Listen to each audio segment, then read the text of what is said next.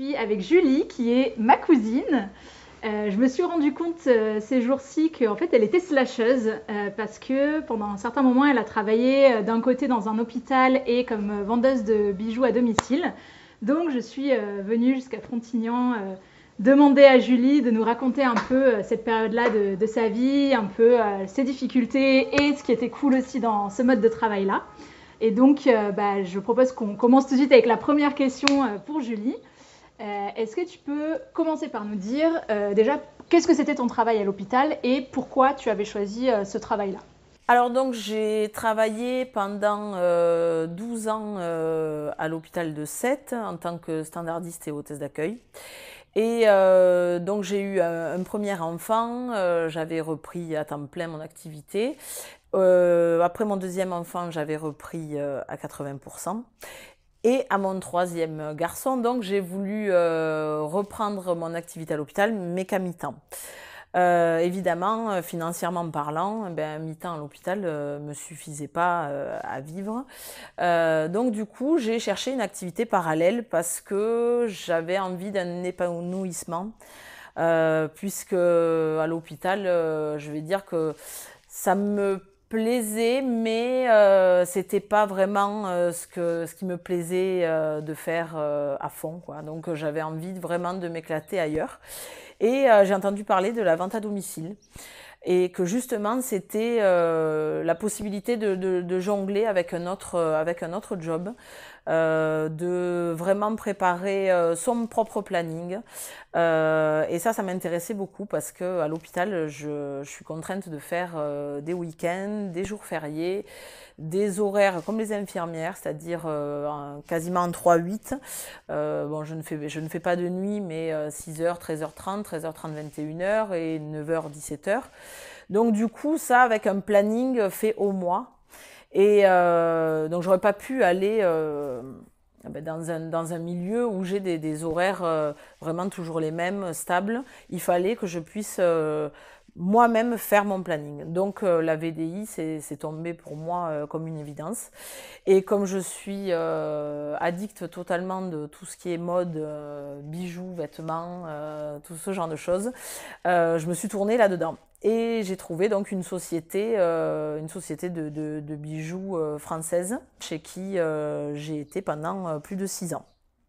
Et ça collait super bien parce que dès que je travaillais pas un week-end à l'hôpital, je pouvais prendre une vente de bijoux parallèlement. Financièrement parlant, ça allait à peu près. Il y avait des très bons mois et des mois plus légers, on va dire. Mais voilà, j'avais la stabilité de l'hôpital avec un salaire qui tombe voilà, régulièrement. Et après, donc, mon à côté de bijoux, où là, j'étais vraiment dans mon environnement, où je m'éclatais aussi. Donc, c'était bien parce qu'il y avait vraiment deux choses totalement différentes. Et ça collait bien aussi avec mon environnement familial. Et à l'hôpital, concrètement, c'était quoi ton boulot? Standardiste hôtesse d'accueil. Ok. Donc la chance que j'avais, c'est que de pouvoir porter les bijoux que je présentais enfin en vente, je pouvais les porter sur mon lieu de travail. J'étais pas en blouse ou voilà. Donc du coup, et puis un poste d'accueil donc visible. Donc c'était bien au niveau pub aussi. C'était pas mal. Est-ce que tu peux raconter maintenant le côté VDI, donc vendeuse à domicile indépendante? Voilà, C'est ça, c'est hein? ça, tout à fait. Est-ce que tu peux raconter un peu comment ça fonctionne ce type de métier? Parce que donc, moi, tu m'as un peu expliqué, mais que les gens comprennent combien vous étiez, comment ça fonctionne et jusqu'où tu es monté dans ce fonctionnement. D'accord. Donc en fait, la vente à domicile, on est son propre patron, entre guillemets, puisqu'en fait, on s'adapte vraiment aux horaires de nos clientes, etc. On leur propose de venir, en fait, d'être une boutique ambulante. Donc on va chez notre cliente, ou donc soit chez elle, soit sur son lieu de travail. on peut aussi faire des comités d'entreprise en semaine et donc présenter nos bijoux. Ça existe aussi pour les vêtements, les produits de beauté, etc. Donc moi, je me suis vraiment affectée aux bijoux. Et donc, on va sur le lieu de travail. Donc, c'est un côté sympa aussi pour les personnes. Ça leur fait une petite pause, un peu une distraction, je vais dire. Et après, moi, j'appelais ça les apéros bijoux. Chez mes clientes le week-end, donc principalement le vendredi soir parce que du coup les maris vont au sport et les nanas se retrouvent entre elles, donc ça a un côté vraiment sympa. On a modernisé vraiment ce principe-là parce que ça date, hein, c'est Tupperware qui a inventé ça il y a longtemps. Et du coup, on n'a rien inventé, mais on a modernisé avec tout ce qui est bijoux, sex toys. Voilà, c'est vraiment devenu quelque chose qui se fait beaucoup et qui n'est pas du tout ringardisé comme ça a pu l'être à une époque. Et donc moi, j'arrive avec mes sacs, mes présentoirs. Voilà, je m'approprie la maison de ma cliente. J'ai toujours eu vraiment des gens qui m'ont ouvert leurs portes de façon super sympathique. Et donc, je m'installe, je mets une demi-heure, trois quarts d'heure à m'installer. Et après, donc, les invités arrivent. Et alors, c'est vraiment festif parce qu'on a un échange au niveau conseil mode, etc. Et puis, donc, le moment où les filles passent leurs commandes, la cliente qui me reçoit, l'hôtesse, donc, gagne des bijoux en conséquence de la vente. Et après, on boit un coup, on sympathise. Bon, moi, je reste souvent... mais ça fait partie de la com aussi, ça fait partie vraiment de l'échange qu'il y a entre la cliente et moi pour lier quelque chose de plus que si elle allait dans un magasin. Voilà, c'est vraiment le contact humain qui va rentrer en compte pour que vraiment on reste en contact. Parce que moi, ce que j'espère, c'est qu'après, elle va me diffuser sur son réseau. Et après, donc, faire des petits, aller chez les unes et chez les autres. Voilà. Le but, c'est de partir d'une vente avec une, voire deux, voire trois de programmés pour que j'ai vraiment un planning qui continue. Donc, heureusement que les bijoux se renouvellent et pour pouvoir à chaque fois proposer des nouveautés. Voilà. Surtout dans ma nouvelle marque, donc, qui est Stella & Dot. Où il y a un renouvellement permanent de la marque et pour pouvoir leur montrer quelque chose de nouveau tout le temps parce que si je leur montre toujours les mêmes choses, ça va pas aller. Voilà. On va revenir justement sur l'ancienne marque, la nouvelle marque, le pourquoi. Avant qu'on passe à ça, qu'est-ce que dans ce fonctionnement où tu avais deux activités, qu'est-ce qui a été compliqué pour toi dans ce mode de travail, ce mode de vie? Alors, ce qui a été compliqué, c'était la gestion du planning, justement, parce que à l'hôpital, j'ai un poste, je vais dire, indispensable, où on n'est que 5 à savoir faire fonctionner ce fameux standard. Et on a tous les numéros en tête, tout ça, donc on ne peut pas improviser. On ne peut pas faire comme dans un service soignant où on prend une infirmière, je veux dire de pédiatrie, et la mettre en cardio. Ça reste, même si ce n'est pas les mêmes personnes du tout, ni les mêmes âges, ça reste dans le domaine du médical, donc elles peuvent switcher d'un service à un autre. Alors que nous, à l'accueil au standard, on est une petite équipe, et du coup, cette petite équipe sur l'hôpital, il n'y en a pas d'autres. On ne peut pas en rajouter d'un service à un autre, et ça ne s'improvise pas. Du coup, quand il y a un arrêt maladie de dernière minute, voilà, quelqu'un qui ne peut pas venir, je suis appelée, même si je suis en repos, si je suis en congé, je vais être appelée par ma direction et je suis obligée d'aller sur mon poste de travail. Et du coup, la difficulté que j'ai rencontrée, c'est d'avoir une vente de programmée et en même temps, ma direction qui m'appelle, qui me dit il faut venir travailler à l'hôpital. Je ne vais pas pouvoir faire les deux, je vais être obligée d'annuler ma vente pour aller à l'hôpital parce qu'à l'hôpital, j'ai signé un accord comme quoi j'acceptais d'être... enfin, je n'avais pas le choix non plus. J'acceptais d'être appelée si besoin pour nécessité de service, c'est quelque chose d'obligatoire. Je suis obligée d'aller à mon poste de travail remplacer. Et du coup, donc ça, c'est une difficulté. Et après, les difficultés que j'ai, c'est quand je travaille en week-end, jusqu'à 21h par exemple, je ne peux pas prendre de vente ce jour-là. Je suis bloquée par mon week-end à l'hôpital. Alors comme je suis à mi-temps, je fais qu'un week-end par mois. Mais il n'empêche que ce week-end-là, eh ben, si on me propose une vente ce jour-là, ben, je suis obligée de la refuser. Parce que justement, j'ai l'hôpital qui me bloque. Donc du coup, voilà, les horaires un peu compliqués de l'hôpital me bloquent parfois pour prendre mes ventes. Voilà, c'est le genre de difficulté que je rencontre essentiellement. D'accord, ok. Et est-ce que en mettant en place ces deux activités, tu as réussi justement à atteindre un niveau de revenu, le niveau de revenu dont tu avais besoin, surtout le fait d'avoir 3 enfants. Oui. Donc est-ce que tu as réussi? Est-ce que ça s'est fait dès le début ou est-ce que ça a été progressif? Ça a été progressif parce que, en fait, la vente à domicile, c'est en dents de scie, hein. Donc, il y a des mois qui marchent très très bien, il y a des mois qui marchent pas du tout. Donc, du coup, si j'équilibrais sur l'année avec le recul que j'ai de mon ancienne marque, ça allait bien. En plus, j'étais, on va dire, manager d'équipe, donc ça veut dire que j'étais commissionnée sur leurs propres ventes. Donc, du coup, j'arrivais à avoir un équilibre financier correct, on va dire, mais dans lequel j'étais épanouie. Voilà, donc ça c'est quand même vachement important de travailler dans quelque chose qui nous plaît. Donc du coup, moi j'adorais ça. J'étais leader de ma société et du coup j'avais un épanouissement, ce qui fait que le côté financier, on va dire que ça allait à peu près. Je pense qu'on ne peut pas être uniquement VDI. Je pense qu'il faut absolument avoir une activité en parallèle pour avoir un salaire correct. Après, quelqu'un qui n'a pas d'enfant, pas de crédit, peut-être peut s'en sortir, hein, mais bon, moi, dans ma vie de femme, de mère, avec 3 enfants, je ne pouvais pas m'en passer ni de l'un ni de l'autre.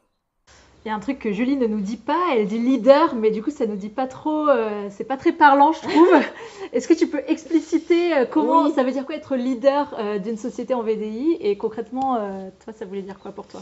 Donc dans mon ancienne marque, on était 250 vendeuses, c'était uniquement une société qui se diffusait en France. Et donc pendant 6 ans, j'ai été la numéro 1 des vendeuses de cette marque-là.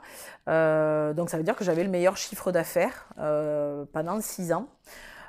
Donc ce qui implique que je gagnais des voyages, donc c'était une super carotte pour moi.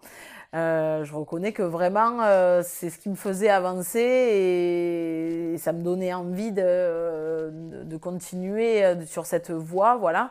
Mais bon, voilà, j'adorais ça et j'avais réussi à me faire un super réseau de clientes autour de moi et pas que, parce que j'ai quand même fait pas mal de kilomètres.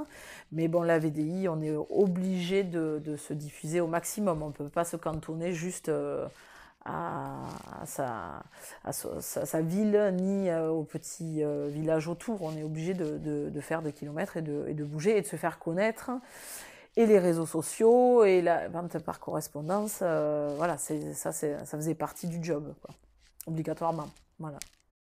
Donc là, tout à l'heure, tu as commencé à parler du fait que tu as changé de marque. Est-ce que tu peux nous expliquer, enfin ça date de cette année, tu m'as expliqué tout à l'heure, donc c'est quoi cette nouvelle marque? Est-ce que c'est toujours dans les bijoux et pourquoi est-ce que tu as changé? Voilà, donc j'ai changé mi-novembre pour la marque Stella & Dot, qui est une marque new-yorkaise, mais qui a un siège aussi français à Paris.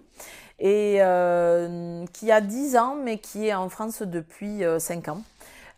Donc il y a à peu près 1000 vendeuses en France, éparpillées dans toute la France.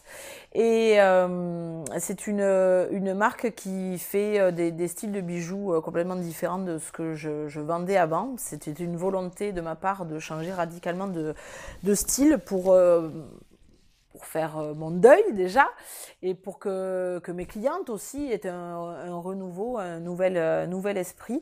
Donc on est plus sur du doré, de l'ethnique, mais très très varié, avec plus de 500 références.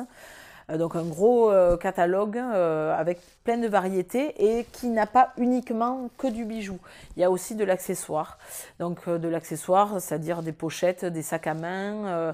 Il y a aussi certains hauts, donc des vêtements, chapeaux aussi.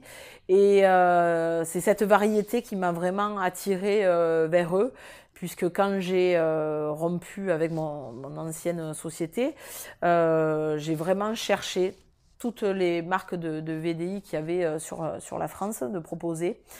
Et même si celle-ci, j'avais un investissement de ma part, je suis tombée complètement fan de leur style, et aussi de leur variété, du fait que ça change tout le temps.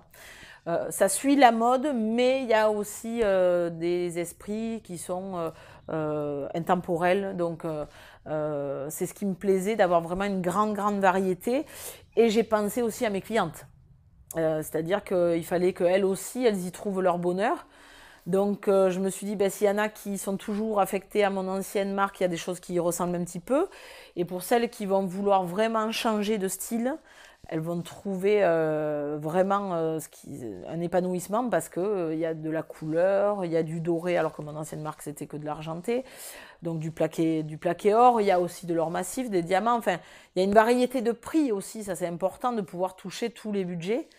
Donc ça part de 20 € jusqu'à 500 €, donc on peut dire que tout le monde peut y trouver son bonheur aussi au niveau de son budget. Et c'est ce qui m'a fait vraiment aller vers eux. Et j'aime vraiment cette marque. Et c'est un challenge pour moi, le changement. Là, c'est vraiment un challenge de faire plaire cette marque-là, maintenant. Donc ça fait bientôt 6 mois que je suis chez eux, et que j'espère que je vais arriver à l'intégrer dans les bijouteries de mes nouvelles clientes. Et sans s'attarder vraiment en quelques mots, est-ce que tu peux résumer la raison qui t'a fait changer de marque? Alors la raison qui m'a fait changer de marque, c'est que mon ancien boss, donc PDG, on va dire, a plié boutique, on va dire. Et donc, voilà, c'est pour expliquer que c'est pas un souhait personnel d'avoir changé. C'est voilà, il a voulu complètement arrêter tout du jour au lendemain.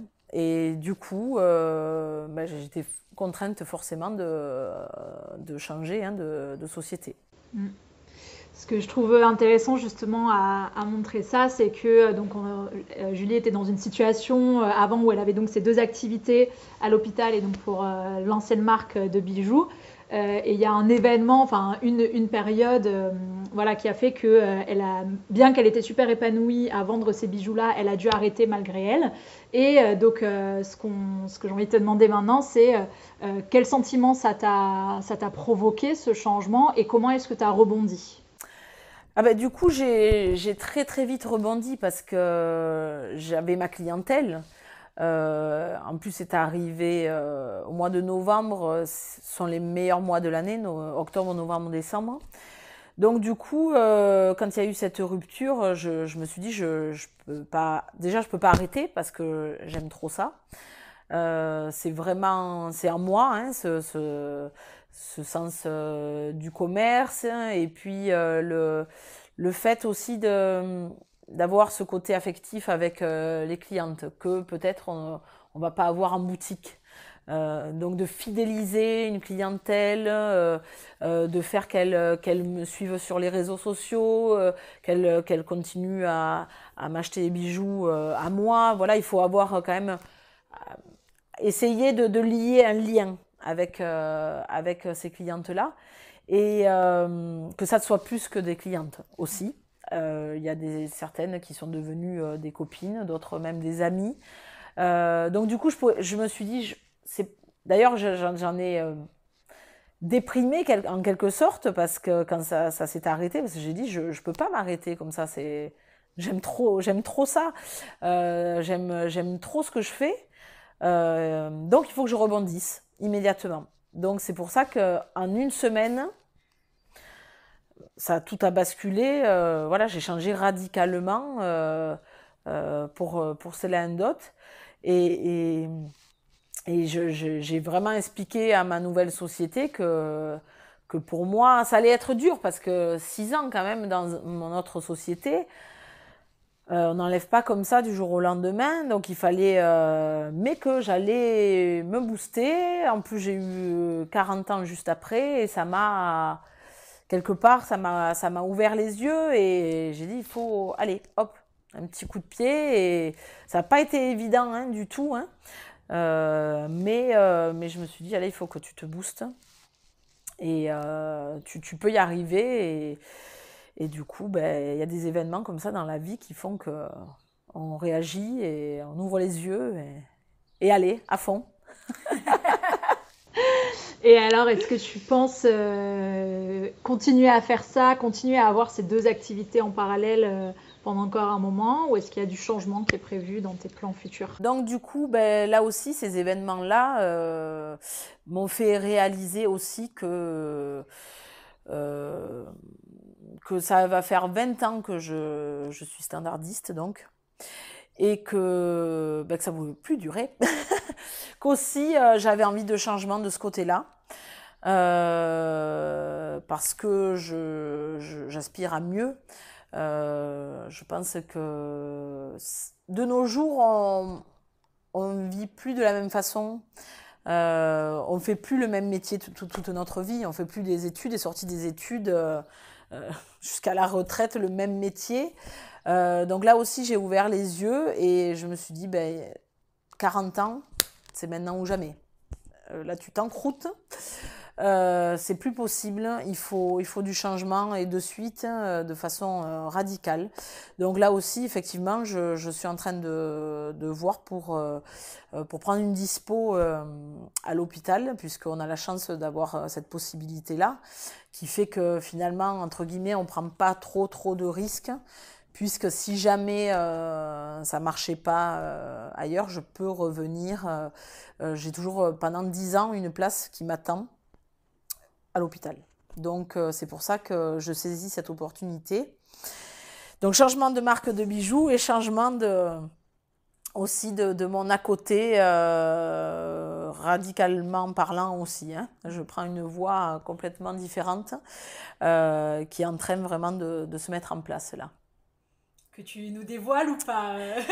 Alors oui, voilà, je vais travailler donc pour mon frère qui est Mon cousin. voilà, ton cousin aussi, Rémi Verrune, donc qui est patron PDG, oui, et créateur donc de Mission Exit sur Montpellier, qui est un escape room. Qui est vraiment un jeu qui a le vent en poupe actuellement, qui est hyper à la mode. Donc pour résumer, c'est un jeu, donc on est enfermé dans une salle pendant 1 heure et le but c'est de résoudre des énigmes pour sortir de cette salle. Donc résoudre des énigmes, trouver des objets qui vont aider à sortir de cette salle. Donc c'est un divertissement, mais ça fait du bien, il faut se divertir de nos jours. Et donc ça rejoint un petit peu plus mon activité de VDI, là pour le coup, plutôt que l'hôpital, ça c'est certain.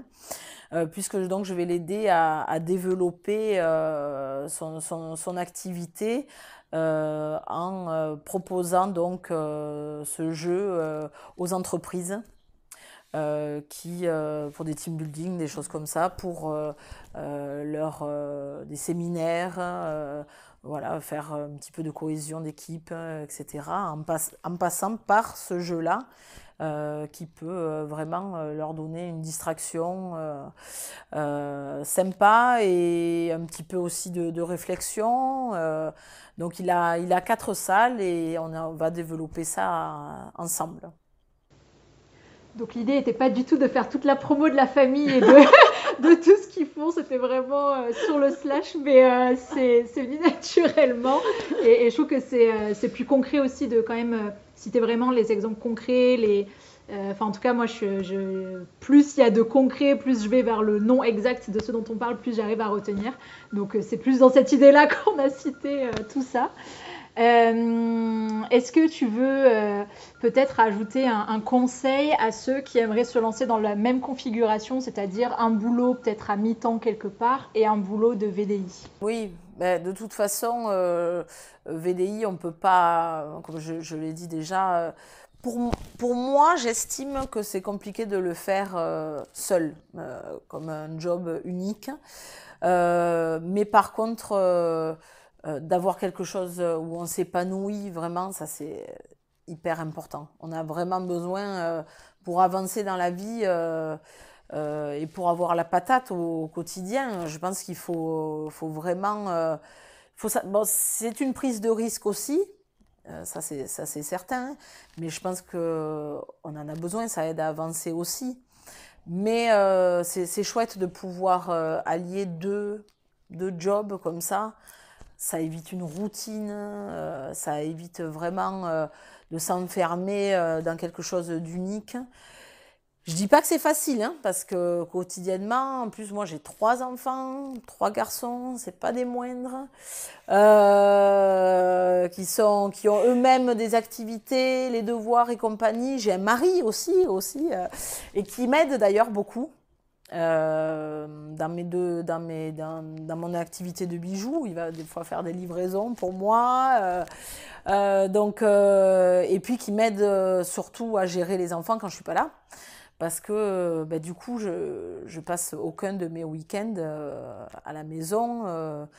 C'est très rare que je sois le week-end non-stop à la maison. Alors je pars, je reviens, je pars, voilà. Mais j'aime cette vie-là, j'ai besoin de ça aussi. Mais je conseille vraiment aux gens de se lancer dans ce genre d'expérience, alors VDI ou autre, mais après le VDI, ce qui est bien, c'est qu'on n'a pas d'engagement. Ça veut dire que ça marche, tant mieux, ça marche pas, on prend pas de risque à s'essayer là-dedans. Donc moi, je le conseille vivement. Et on a besoin de trouver un épanouissement. Moi, j'adore voilà, tout ce qui est communication, relations publiques, et parallèlement la mode, tout ça. Donc il faut vraiment trouver quelque chose dans lequel on s'épanouit. C'est important. Oui, je voulais faire un point là-dessus aussi, c'est-à-dire que je pense que c'est pas seulement devenir VDI, c'est aussi que, est-ce qu'en gros tu penses pas qu'il faut être passionné par le produit que tu vends si tu es VDI pour réussir? Ça me paraît évident, quoi. Et c'est évident parce que quand il y a eu la rupture avec mon ancienne société, j'ai été démarchée par d'autres sociétés de VDI, hein, mais le produit ne me plaisait pas. Et on me déroulait le tapis rouge. C'était alors soit parce que les produits étaient trop similaires de mon ancienne marque, et vraiment je ne pouvais pas, il fallait que je fasse une cassure entre les deux. Soit c'était des produits qui ne m'intéressaient pas du tout. Et moi j'ai dit, je ne peux pas vendre un produit qui ne me plaît pas, dans lequel je ne suis pas à fond dedans, j'y arriverai pas, je me connais, j'y arriverai pas. Je compare souvent à un avocat qui doit défendre, même s'il sait que son client est coupable. Mais moi, j'arriverai pas à ça. Moi, il faut que je croie en mon produit et que je sois sûre de lui, de la qualité aussi, c'est hyper important. Et là, chez Stella & Dot, je suis juste fan de ce que je porte, de ce que je vends, et je suis devenue à fond vraiment et addict moi-même de la marque. Ok. Une dernière chose à ajouter? Juste que je suis contente de faire ce reportage, que j'espère que ça va pouvoir, qui sait, ouvrir des voies à certains et certaines, pourquoi pas, se lancer, et ça fait du bien d'avoir un peu la positive attitude aussi, et qu'il faut l'avoir, parce que c'est pas c'est pas facile de nos jours. Donc, je suis contente d'avoir fait ce reportage et que j'espère que ça va donner des fruits. Merci beaucoup à toi. Merci d'être venue jusqu'ici. Ouais, moi je suis contente, je découvre la nouvelle maison en plus.